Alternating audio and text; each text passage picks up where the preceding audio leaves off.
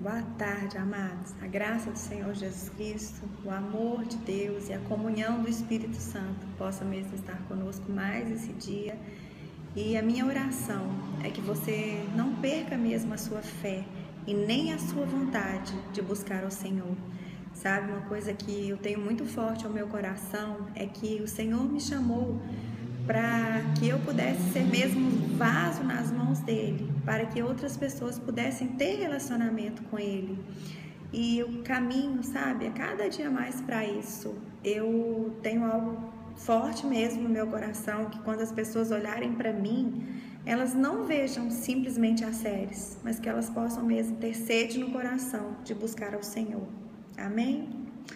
Bem, Atos 26, né? Vamos continuar aqui com aquele cenário ali onde Paulo está preso em Cesareia.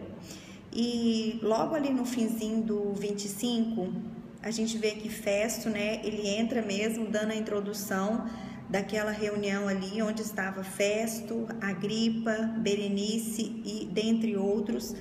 E ele dá início e o próprio Agripa, ele dá permissão para que Paulo se defendesse.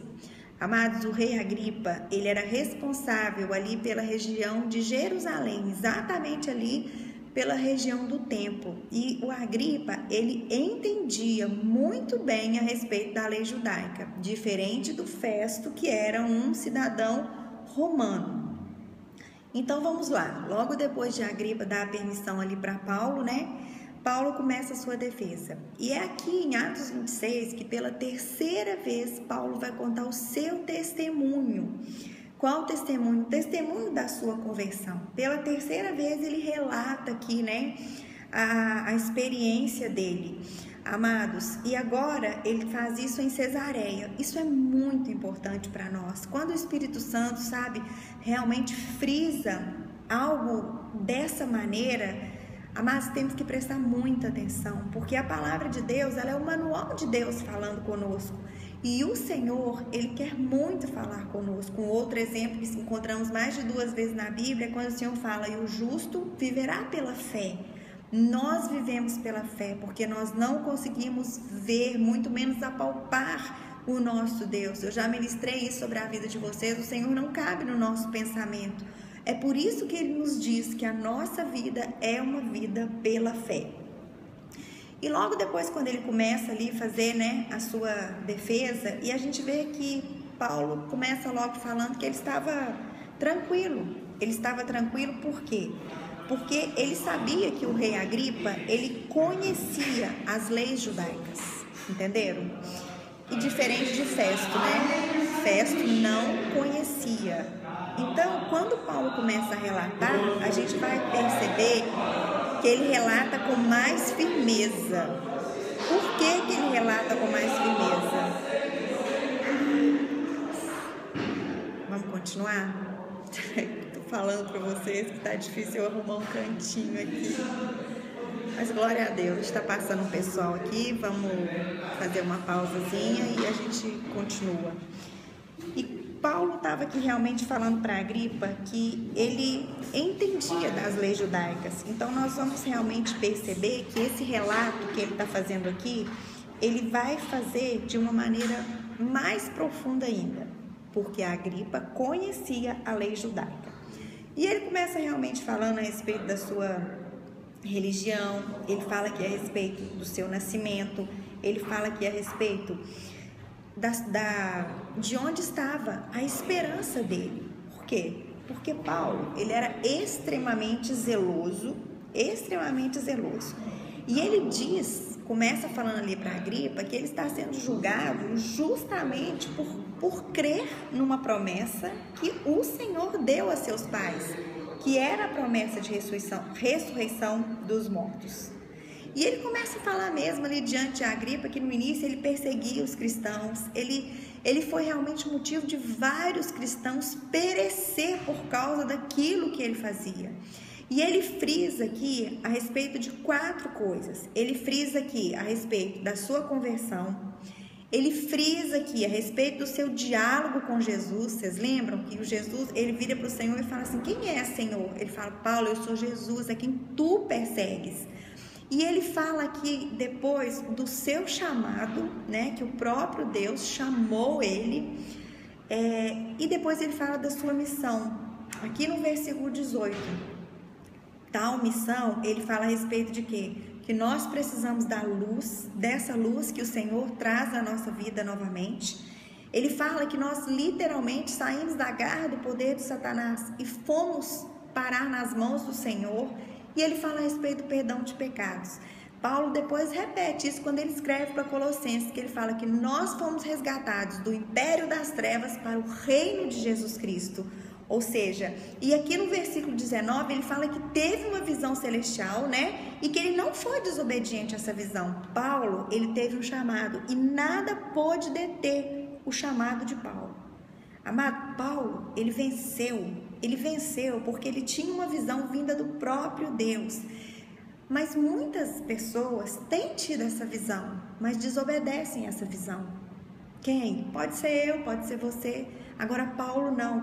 Paulo declarava, olha, eu prossigo sem olhar para trás. Eu prossigo caminhando para o alvo, sabe? Para aquele alvo mesmo. Que alvo? Para vencer o bom combate, para guardar a fé dele e completar a carreira. Ele fala isso na última carta que ele escreveu ali em Timóteo.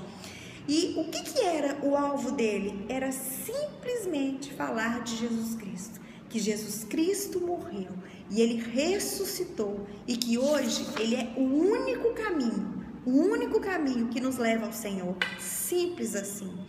E o que movia a vida de Paulo e o que move a vida de qualquer homem, a nossa vida, é simplesmente uma visão do céu.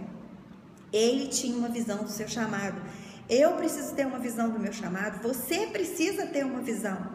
Não é verdade? Nós precisamos, porque quando nós temos essa visão do nosso chamado, tudo coopera para o nosso bem. Como ele mesmo escreveu para Romanos, olha, todas as coisas cooperam para o bem daqueles que amam a Deus, daqueles que são chamados com um propósito. E aqui no versículo 22, ele fala que o chamado dele era falar de Jesus Cristo e que ele continuava dando esse testemunho a todos, tanto a pequenos como a grandes. Igual ele estava fazendo ali naquele momento, não é verdade?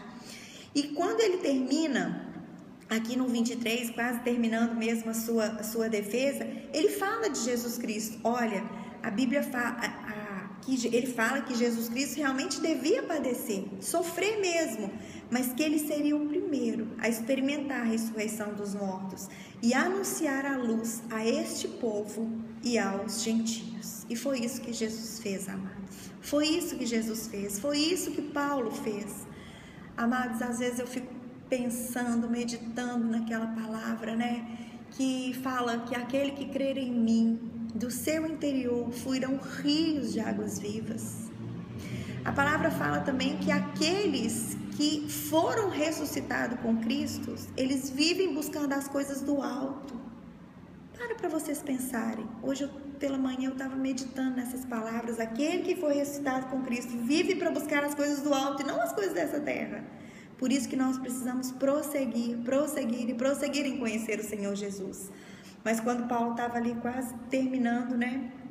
Festo interrompeu Paulo.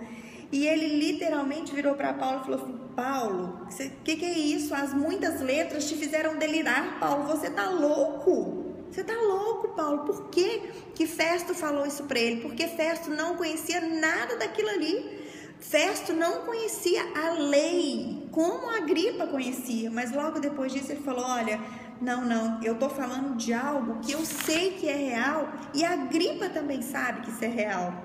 E ele ainda afirma que Jesus fez tudo isso que ele tinha falado, não foi pelos cantos, não foi às escuras. Tudo aquilo que Paulo havia falado a respeito de Jesus tinha cumprido, sabe, na luz. Jesus fez para todas as pessoas ver, porque a verdade, ela vem limpa, livre, leve, solta. E Paulo ainda faz uma pergunta, né, bem ousada para Agripa, né? Que a Agripa, e aí, você sabe que essas coisas que eu tô te falando, que é verdade, né? E eu fico vendo assim, só que a Agripa ali, ele não ia responder. O rei Agripa, ele responde para ele de uma maneira irônica, fala: olha, Paulo, você tá querendo dizer o quê? Você tá querendo me converter? Você tá querendo me converter? Mas Paulo vira para ele e fala assim: não somente você, mas o desejo do meu coração era que todas essas pessoas aí realmente se convertessem e crescem naquilo que eu estou falando. E depois disso, né, que Paulo fala isso, eles se levantam e realmente começam lá a cochichar uns com os outros e declaram: olha, esse homem não fez nada, ele não fez nada digno de morte. Se ele não tivesse apelado para César, nós mesmos poderíamos libertá-lo agora.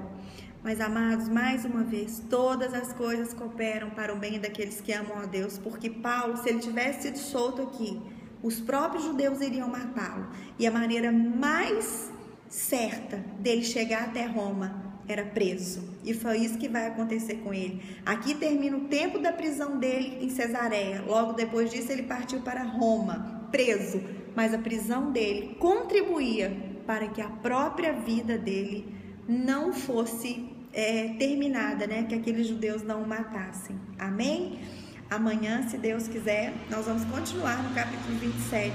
Que Deus te abençoe e te guarde, em nome de Jesus, e que nós possamos mesmo chegar até o fim do livro de Atos, e que esse livro nunca tenha fim na nossa vida, que nós possamos mesmo permanecer exalando o doce perfume de Cristo e pregando que Ele é o Filho de Deus e o único caminho para que nós possamos mesmo voltar para o Senhor. Beijo, Deus te abençoe.